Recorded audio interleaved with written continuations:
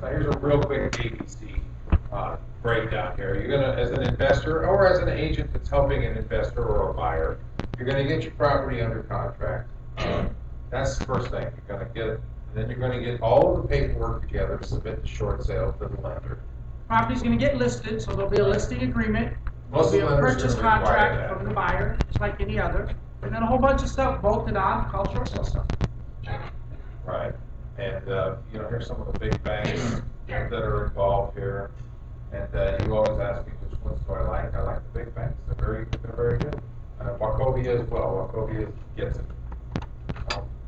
So after you get it under contract, you submit your short sale for negotiation.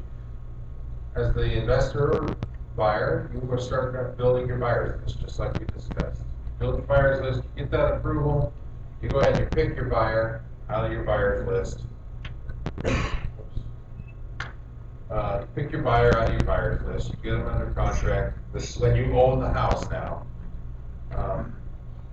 You pay for it, and then here you go, your C buyer.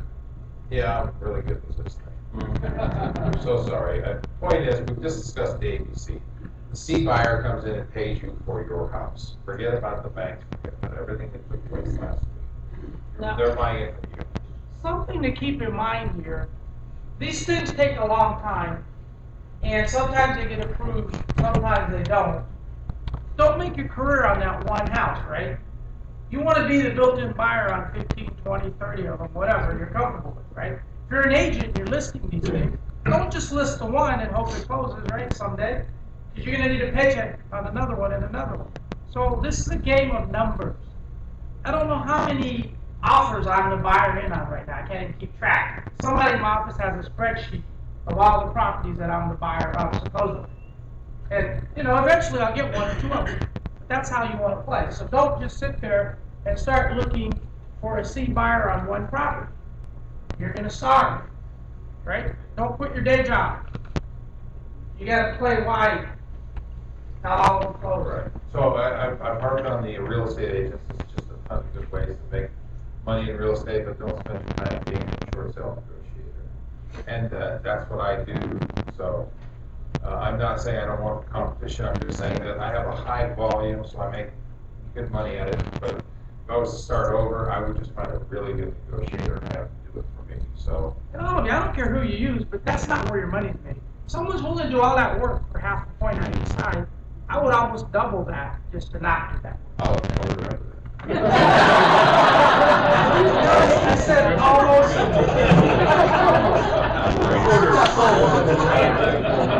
You know, when I played basketball, I could almost dunk. I could almost dunk. All right, so, and just as an investor, you're going to want to work with an agent. I mentioned that briefly as well. So get somebody who knows this game and can deal with the banks for you.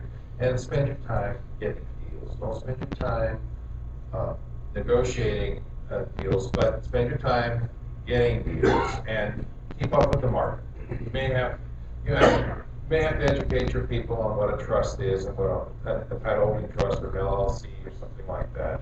Also remember, the market changes. If you're in an area that's rapidly declining and they took 90 days to get it approved at the number you liked way back then, go in and run new comps and new numbers and see what's happened. You may need to get that number down lower, or you might need to sell it to an end user and might not be enough room to flip or whatever. So look at your numbers at the end again. Yeah, and just as a general rule for real estate investors, if you don't know how to determine value and you make mistakes, it's financial suicide. Okay, short sale tips here. Again, bottom line here is submit full packages. Everybody has to know what's coming and how it works. You got to talk to everybody involved weekly and stay informed, understand the business. Here are some of the government programs, the HAPA, the HAMP, the FTC, the Federal Trade Commission, have just come out with new laws which say that people who do this business, who negotiate with lenders, have to disclose to their clients that if they don't like the deal that the bank eventually offers them, they can walk and don't have an obligation. So it's a bit of a risk to do this. You want to make sure your clients are committed. Up in HFF or government programs, unemployment programs and hardest hit area funding. these are just shorts, excuse me, these are just distressed real estate acronyms that the government is Overreaction in the involved last in. couple of years Right. to a problem that they created. And then the ABC at the bottom is the only one that's we care about, so that's the one. And being a spread deal.